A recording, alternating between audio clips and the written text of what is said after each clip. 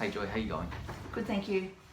So the first thing I'm going to be doing is telling you a bit more about our nutritional guidance. So I got up here is the five, from 1 to 5 of the Australian Dietary Guidelines. It tells you a little bit of how to eat healthy. Yeah. So the first guideline is to achieve and maintain a healthy weight, to be physically active and choose amounts of nutritious foods and drinks to meet your energy needs. The second guideline is to enjoy a wide variety of nutritious foods from these 5 groups every single day. So the 5 food groups here, as you can see, that's the 5 food pie chart, and then there's like the different areas of the foods. So the biggest part is the grain foods, which is mostly whole grain and high cereal fibers that we should be eating most of the time. The second one is vegetables and legume beans. The third one's fruit, and the fourth one's milk, yogurt, cheese, and alternatives. And then the last one is lean meats and poultry foods, and eggs and all that stuff. So that's the 5 food groups. The third guideline is limit intake of foods containing saturated fat, added salt, added sugars, and alcohol. The fourth one is encourage, support, and promote breastfeeding. And the 5th one is carefully food, prepare, and store it safely. So those are the 5 guidelines. I'm just going to tell you a little bit more about just a little bit of information that you couldn't know. So the first one is maintaining health, and healthy eating is essential for maintaining our health. It also good foods provide our bodies with enough vitamins and nutrients. And then I'm going to go on to preventing disease. So having a healthy diet limits the chances of developing diseases and illnesses such as diabetes, low cholesterol, lower blood pressure, and decreases the risk of heart disease and cancers. Going on to advice on calorie intake versus calorie expenditure. So do you know what that is? Oh, I'm not sure. So I'm just going to give you like a brief understanding of what it is. Thank you. Calorie intake is how much you are consuming, and calorie expenditure is how much you are burning off. Okay. Is that easy to Yeah, understand? that's simple. Yeah. Okay, so going on to how poor nutrition affects health and well-being. So if we are not consuming enough vitamins and nutrients, our body starts to fatigue. We then become tired and feeling overworked. Having a higher intake of salts and fats will affect your physical health, and it puts you at a risk of developing high cholesterol, high blood pressure, sugar levels, and diabetes. Going on to how physical health and mental health are related is that when we are exercising, our body produces a chemical called serotonin, which makes us happy.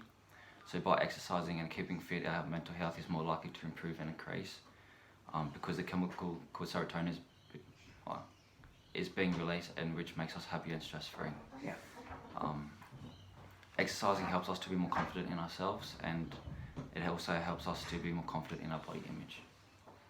Going on to how body composition affects both physical and mental health, is that body composition is used to describe the percentage of fat, bone, water, and muscle in a human body. Muscular tissue takes up less space than body fat tissue. Being a heavy weight increases the risk of obesity and creates negative body imagery, which can also create other mental health issues such as depression and anxiety. So now I'm going to go on to your daily food intake and the recommended servings of what you should be eating. So the first thing you're doing is the vegetables you're eating is you're only having 1 servings, and the recommended is 5. So eating fruits, eating veggies like green peas, carrots, tomatoes, cucumber, and all that will really help increase energy intake. And for fruits, you're not having any fruits, and you should be having 2. So you're having fruits. You should be having fruits like apples, pears, watermelon, brockmelon, and all that stuff. For grain and cereals, you're only having 2 servings, and you should be having 6,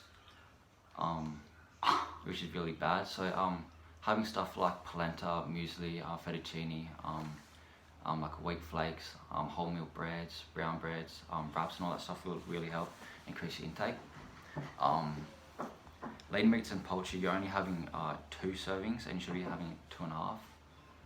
So like fish, tofu, mixed nuts, chickpeas, all of that stuff. And then discretionary foods, you're having 3.5, and you should be having between 0 and 2.5.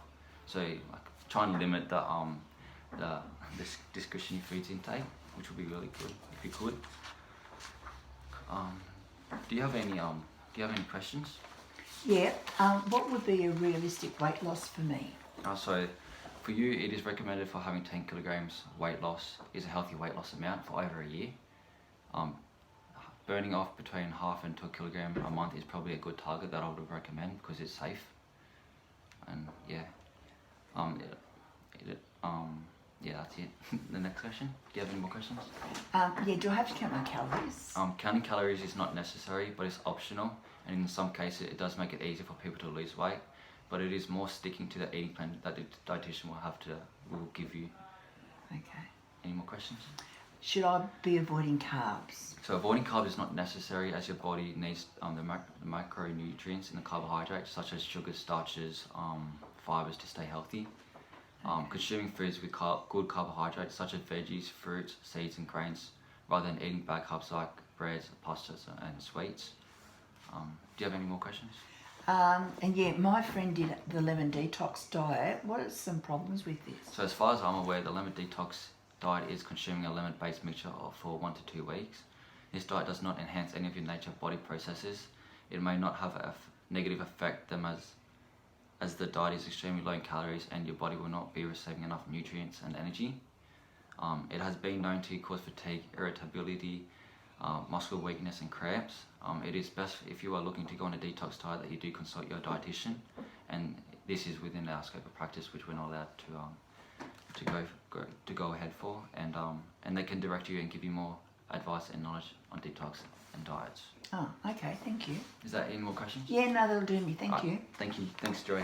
That's all right.